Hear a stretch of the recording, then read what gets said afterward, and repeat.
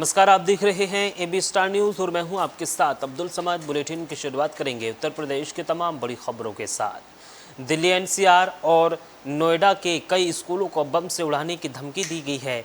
बताया जा रहा है कि जिन स्कूलों को बम से उड़ाने की धमकी दी गई थी उन स्कूलों के बच्चों को सकुशल घर भेज दिया गया है और ईमेल के जरिए स्कूलों को बम से उड़ाने की धमकी मिली थी। तो राजधानी दिल्ली और नोएडा के कई स्कूलों को बम से उड़ाने की धमकी मिली है। धमकी ईमेल के जरिए आई। एहतियात के तौर पर दिल्ली के करीब 3 स्कूलों और नोएडा के एक स्कूल को खाली कराया गया है। मौके पर पुलिस और बम की स्क्वाड, डॉग स्क्वाड और फायर ब्रिगेड की टीम पहुंची है। पुलिस स्कूल स्टाफ की मदद से सभी बच्चों को उनके घर भेज रही है।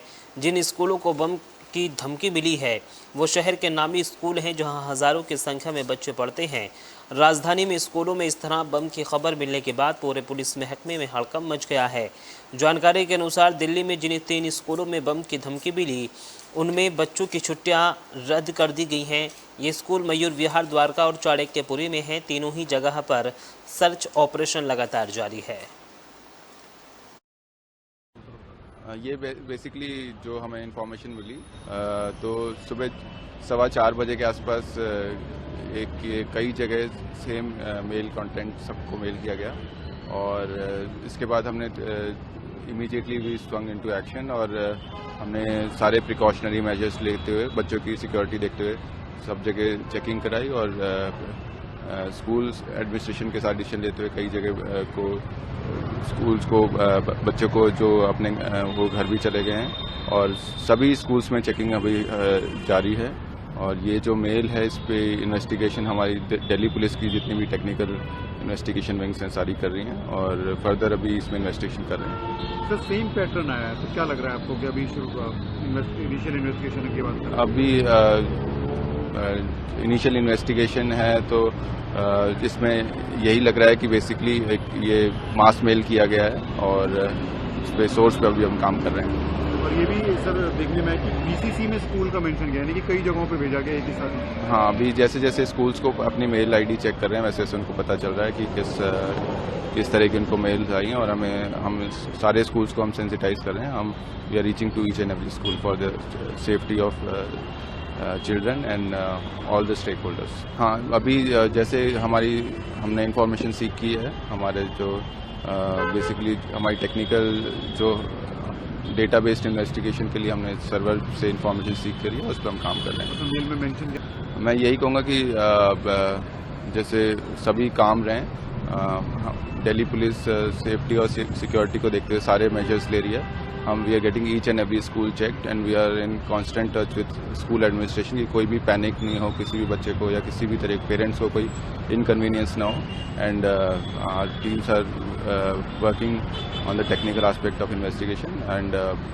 Delhi police is committed to the safety and security of ये बेसिकली जो हमें इंफॉर्मेशन मिली।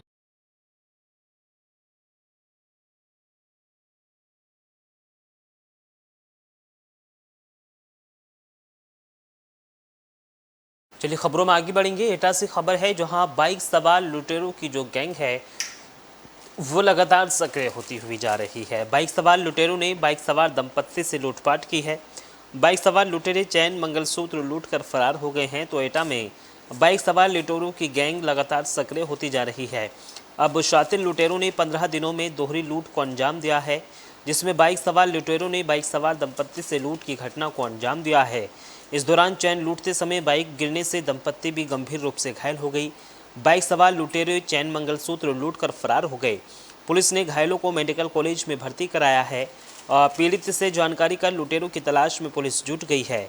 पूरा मामला कोतवाली देहात थाना क्षेत्र के पनवास का है। मैं एटा से अल्ट्रासाउंड करा के आ रहे थे। यहाँ एटा से अल्ट्रासाउंड करा के वापस घर जा रहे थे? वापस जा रहे थे। कौन कौन था आपके साथ?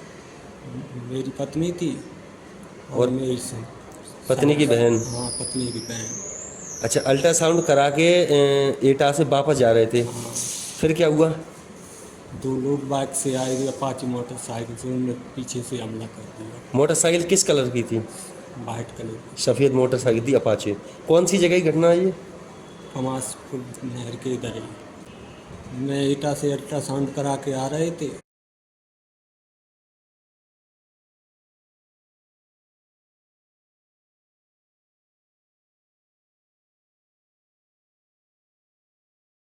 चलिए खबरों में आगे बढ़ेंगे। फतेहपुर से खबर है, जहां हाईवे पर लूटपाट करने वाले गिरोह को गिरफ्तार किया गया है। चोरी के सामान के साथ 3 को गिरफ्तार किया गया है। इनके कब्जे से 2 बाइक, तमंचा, कारतूस, नकदी भी बरामद हुई है। तो फतेहपुर में हाईवे पर लूटपाट करने वाले गिरोह का पुलिस ने खुलासा कर दिया है। पुलिस ने लूट में शामिल 2 कार, 1 बाइक, तमंचा, कारतूस, नकदी सहित गिरोह के 3 सदस्यों को गिरफ्तार कर मुकदमा दर्ज कर जेल भेजने की कार्रवाई की है। पुलिस के अनुसार गिरोह के 2 सदस्य पहले ही जेल जा चुके हैं।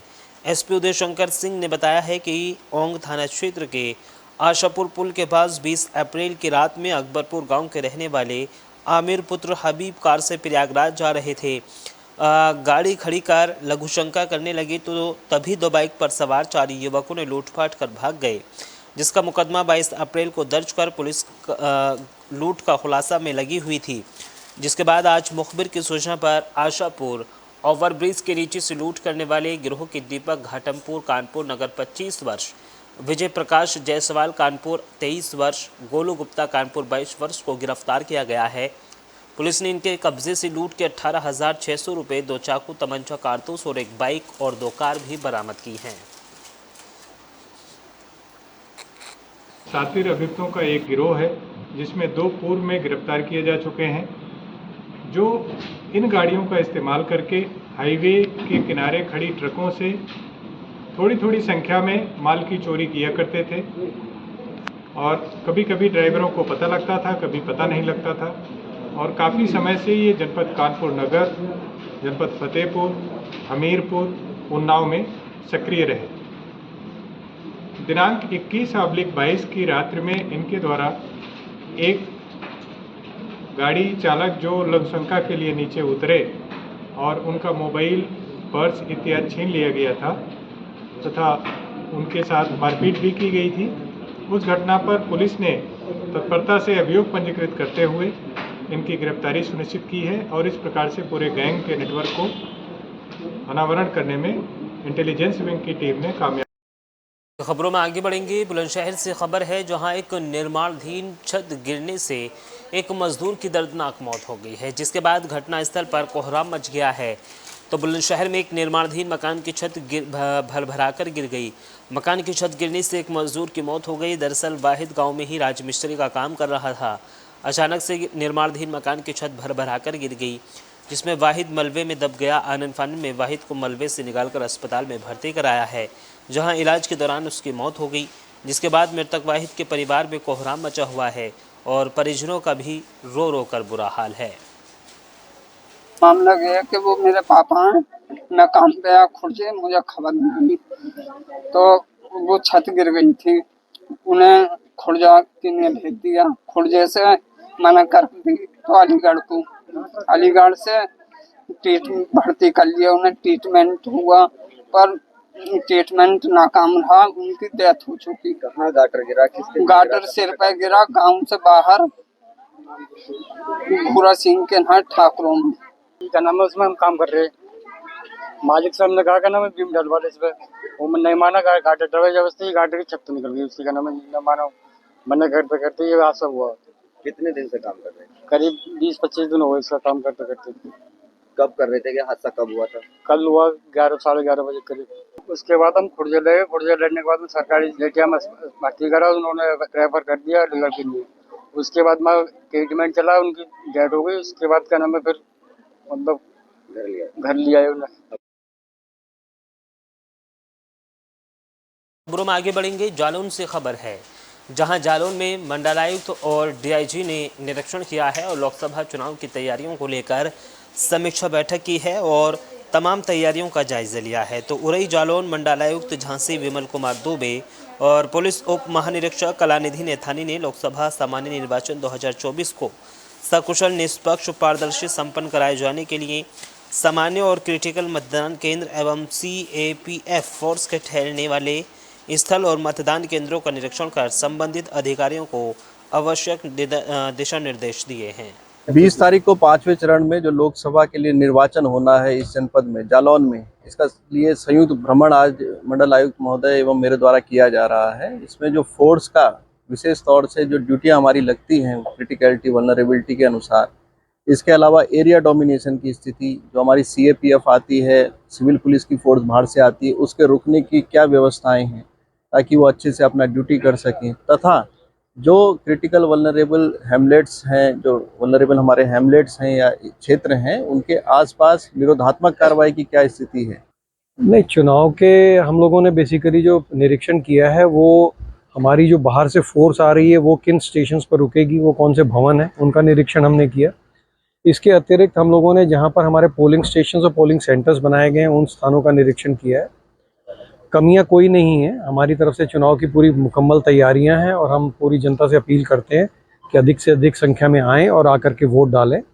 पोलिंग स्टेशंस पर पोलिंग पार्टीज़ की सुविधा के लिए अगर टॉयलेट है, किचन की व्यवस्था है, हमारे दिव्यांग साथियों के लिए अगर रैंप की व्यवस्था है, तो उन सारी व्यवस्थाओं को हम लोगों ने पूरा किया है। चलिए खबरों में आगे बढ़ेंगे। पीलीभीत से खबर है जहां संदिग्ध परिस्थितियों में विवाहिता की मौत हो गई और इस मौत के बाद परिजनों में कोहराम मचा हुआ है। वहीं परिजनों ने हत्या का आरोप लगाया है। तो पीलीभीत में एक विवाहिता की संदिग्ध परिस्थितियों में मौत हो गई। मृतका के मायके वालों ने ससुरालियों पर हत्या करने का आरोप लगाया है। सूचना पर पहुंची पुलिस ने शव को PM के लिए भेज दिया है और मामले की जांच पड़ताल में जुट गई है। दरअसल थाना गजरोला के गांव गुर्ज गोटिया निवासी हरप्रसाद की 25 वर्षीय पुत्री विमला देवी का विवाह 8 वर्ष पूर्व थाना न्यूरिया क्षेत्र के ग्राम बिचपुरी गोटिया निवासी धर्मेंद्र कुमार से हुआ था। यह कि कल साहब लड़की हमारे फोन किया हमारे पास कि लड़की आपकी खत्म हो गई। हम गए घर साहब तो उसका शांत करा। घर जाके हमने देखा तो लड़की हमारी जिंदा मिली हमें। तो अब हमने कहा चल बेटा तो अपने घर चल, बात खत्म हो जाए, हम कल भिजवा देंगे तुझे। हम अपने दिमाग से कहते चलो तुम भी।